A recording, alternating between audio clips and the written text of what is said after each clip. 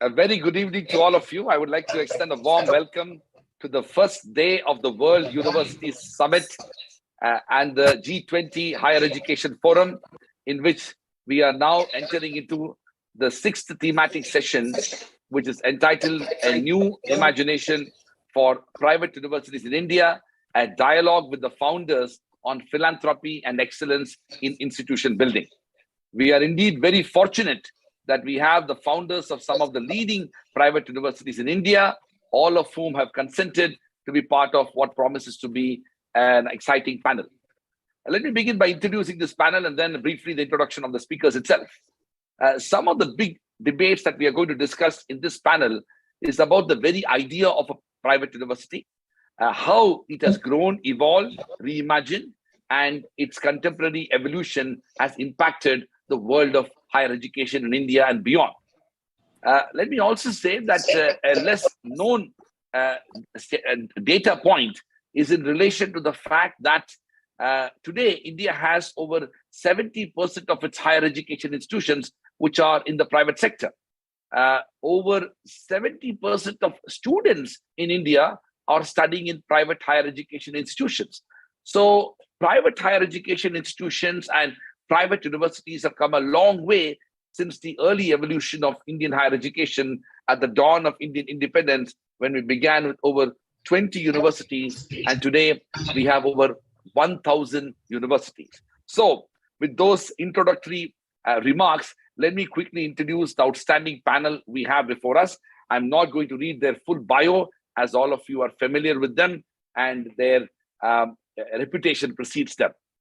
We have with us Ms. Kritika Padode Bandari, the member of the founding team of Vijayabhumi University, Mr. Vineet Gupta, the founder, trustee, and pro-vice chancellor of Ashoka University, pro-chancellor of Ashoka University, and also founder of the Plaksha University, Dr. Ashok Kumar Pansari, the founding chancellor of Royal Global University, which is located in Guwahati, Assam. He's also the founder of the Royal Group of Institutions, which also has a school. We have with us Dr. Indu Shahani, the founding president and chancellor of Atlas Skill Tech University in Mumbai, another interesting and unique institution, and Dr. Vaidya Subramaniam, the vice chancellor of Sastra Deemed University, an outstanding scholar, researcher in a number of areas, including in the field of education. All right, so let's quickly jump into the panel, because I know that we are conscious of time and there are a number of questions that are also already coming through from the audience. Let me move to Dr. Pansari. Dr. Pansari, I had the privilege to visit your university recently. I've heard of it. Another extraordinary journey, a very short span of time. You have established a university, but quite remarkably, this is not something you always did. So tell us about your journey. What was the motivation to build Royal Global University? And what do you think how does it, how do you feel now having built? What are your plans and what is the future of the Royal Global University? Good evening, Professor Raj. It's a privilege and opportunity to be co-panelist with such great educationists of the country. My journey is in fact very interesting, and the reason is very simple. In the year 2008, I took my son for admission in Bangalore, in one of the finest institutions there. And then I observed there that huge number of students from northeastern region, especially from Assam, were there queuing for admission in different colleges. I was wondering why so many students from our region are coming to a particular place. Coming back from there, I made further research and I found that huge number of exodus is taking place from northeastern region, especially from Assam to the other parts of the country. I found the reason being there were no center of excellence for higher education in our region, bearing few colleges here. There were not a single private university even. So I thought, why not to give back to the society? Of course, education was my passion. I had already set up Delhi Public School in Guwahati in the year 2003, but I never thought of the higher education. But that was the time when I thought that this will be the best way to give back to the society if I can make some contribution to make a seizure in this process of exodus of students from our region. Because what was happening there, the students going to study in Bangalore, Delhi, Mumbai, wherever, they will study there, they will settle there. That impacts the economic growth of our region. that being in mind, and I had nothing at that time, I had just a plot of land. I thought, why not set up a center of excellence? I started and made a building in just 7 months' time, 2 lakh square feet building, and started just like a college, Royal Group of Institution under Guwahati University. We had a good beginning with 400 plus students with engineering, MBA, BBA, these kind of courses. I never thought that it's going to be in today's shape. So the reason was a very simple, humble, and pious, that to stop the exodus of the student from our region. Of course, my passion was very, very much there in education. And that time I never thought, I just thought that institution means teaching, learning process to produce employable human being and to produce some entrepreneur who can be the part of the growth engine of this region. But gradually I found interest, and gradually with the help of the well-wishers, and I took huge amount of bank loan and whatever investment I have possible, I went on. And today I have a campus. And in the year, of course, 2009, I started that Royal Group of Institution. And in 2012, I started a K-12 school in the name of Royal Global School. The kind of response which we got, immense demand of the school and the college.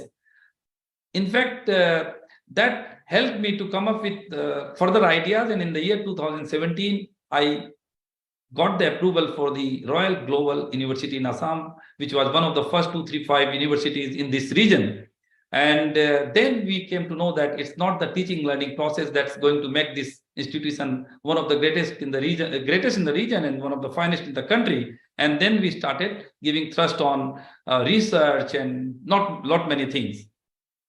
So when I talk about when you ask about the region, this is a simple story and the simple reason for which I thought of opening this institution. Thank you.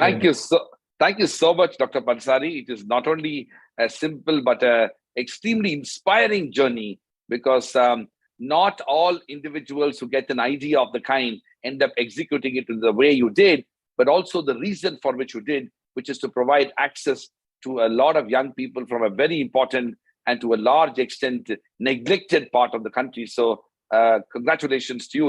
Let me move to Dr. Pansari. I know we are only short. Raj, I would like to give my take on all the last three questions which you asked before the other panelists. You do that? Just 1 minute, 1 minute, Dr. Pansari. I just want to mention that we have another 8 to 10 minutes, and I'm going to give you adequate time. I have one question, and then you can also respond to other questions.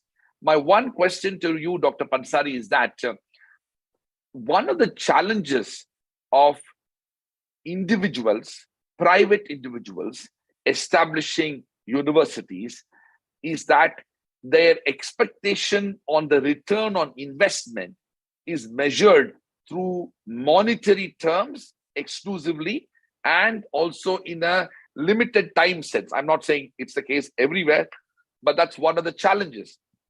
When the state funds an institution, it has a larger public purpose for it, although it's taxpayers' money, and it doesn't have a time limit in which it expects any form of return. My question to you is that, as a philanthropist, as a founder of a relatively new university in India, how do you ensure that this is what you have done is going to be sustainable in the long run with the kind of ethos and values on the basis of which you have created it? Over to you, Dr. Pansari. Dr. Raj, I would like to answer this question first before I make my comment on the earlier ones. And this is very interesting.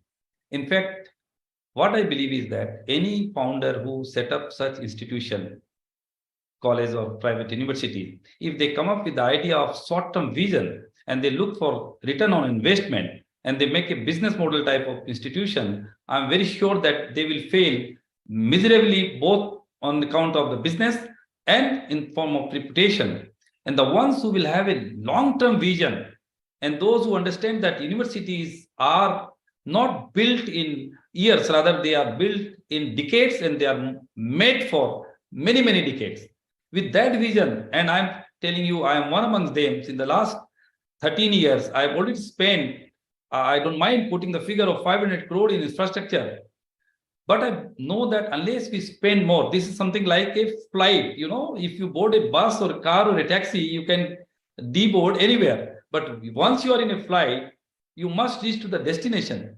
And that's the way any educator, any educationist should think of setting up of private universities, they will have to go on putting a lot of money, being a philanthropist from own sources, bank loan, whatever other sources are there, unless they make a good reputation. But I'm sure once you set up well-established infrastructure, world-class logistic facilities, research, quality education, good placement, then you are going to see the light of the day. Then when you are going to be in huge demand, you can have your fees of your choice with, of course, FRC restrictions. And the day will come when you will be having a lot of surplus, you will have reputation, and you will have good business model as well, though it continues to remain as a non-profit organization. On your issue about the non-profit, so your question, I am very confident, though I am not at surplus now, incurring huge losses and going to invest many more money on infrastructure. And as I told you the other day, that I'm going to take your consultancy and help in as to how to take this institution at a different level by spending more money on research and all this. I would also like to comment on Ritika's. I would have wished that it is not a NGO, it is not a non-profit organization. But as you said that you agree to the fact that it remains NGO, it remains not for profit. There is one silver lining on this feeling of yours. The day educational institutions are made open to individuals, firms, and companies, probably so far only those gentlemen and with philanthropic approach are coming to this kind of sector. Many more non-gentlemen may come into this business, and the competition will be so tough, and so nuisance values will come up that good people like we all sitting here may need to have many bigger challenges. So in a way, non-profit, not-for-profit organization is a good idea. However, there is a rider to that. As we talked about the tax structure, every budget for the last 5-7 years, you notice that there are some or other restrictions, and they are so, I mean to say, stringent, that they are putting it for some A or B institution might have done something wrong. So for that they put so many such restrictions that become very stringent. There is the place where government must revisit those provisions and see that when the organizations are not for profit, the founders are giving on bank guarantee all their assets lifetime saving, and the assets are not for their next generation. This remains with the foundation, with the trust in the society. Why the government consider them not the philanthropists, rather as if they are looting the society? That philosophy of the government needs to be changed. So that's my take on your question about tax structure. Thank you so much, Dr. Pansari, for those very valuable comments. We're going to have just one last 1-minute response for each one of you. The question is that, what does it take you to do what you're doing now? Why are you doing what you're doing? What is it that motivates you to do what you're doing? Because something that Vineet said early on, institution building can be a very selfless, tireless, thankless type of work. And many a time people ask that question, and they have asked me, but I'm sure they've asked all of you. So I want you to, as founders, I want each one of you to, respond to that so that you can inspire others as well. Over to you, Dr. Pansari. Dr. Raj, I think at this stage of our life, now I'm going to be 60, I don't think anything else can be better than education. Doing business, adding more money to your existing balances may not give satisfaction after having done so much in your life. And since my own career had been a fantastic journey of education, always throughout topper in the universities and all, I think I am fulfilling my passion, and this sector is giving me a lot of satisfaction. As Kritika rightly said, that we feel that we are with the young minds and we are with the people who are having the like-mindedness, and we get the opportunity to read and to write and to talk to the people. As such, these are the driving forces which gets me going. Thank you. Wonderful, Dr. Pansari. And Vinit, you have the last word on this, Vinit. Well, I already shared this a bit, but, Raj, personally, and this is just for selfish reasons, I can't imagine another life. I truly feel, I don't know how I got into it, but having got into it, I can't imagine another life. I just feel, I don't feel my work day is like a work day. I feel while I'm either at Ashoka or Plaksha or trying to do work for them, these 18-hour work days or 16-hour or whatever don't seem like work. It just feels a lot of pleasure and joy. So I think just for that reason, and here I am, I must say, with the Indian philosophy of Gita, to just keep doing what you like to do and just don't worry about what else will happen. So I really feel this is a good life, Raj, for just pure reasons, for personal reasons. Wonderful, Vinit. Well, let me take this opportunity to thank Kritika Padode, Vineet Gupta, Ashok Pansari, Dr. Indu Shahani, and Dr. Vaidya Subramaniam. I want to dedicate an absolutely inspiring quote to all five of you as founders. These were the words of Paulo Coelho when he said, and I quote, "Remember your dreams and fight for them. You must know what you want from life. There is just one thing that makes your dream become impossible: the fear of failure. When you want something, all the universe conspires in helping you to achieve it," unquote. This particular quote of Paulo Coelho epitomizes each one of your life.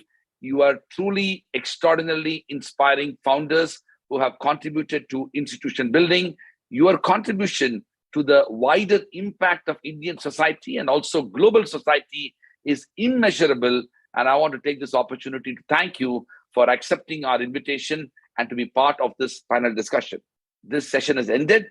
We will have a short break, and I invite all others who are watching in Facebook and YouTube to join us on the next session, which is entitled Paving the Way Forward, Strategic Collaboration Among the Universities in the Post-Pandemic Era. We will have the president of Seattle University from United States, Professor Eduardo Penalver. We'll have Professor Mark Schmidt, the Vice Chancellor and President of the University of Southampton, Professor Bettina Kuzumarov, who is the Associate Vice President International of Carleton University in Canada, Professor Ian Rowlands, Associate Vice President International of the University of Waterloo in Canada, and will be moderated by my own colleague, Professor Kishalay Bhattacharjee, who is the Dean of the Jindal School of Journalism and Communication. Thank you very much to all of you, and deeply appreciate your presence. Thank you.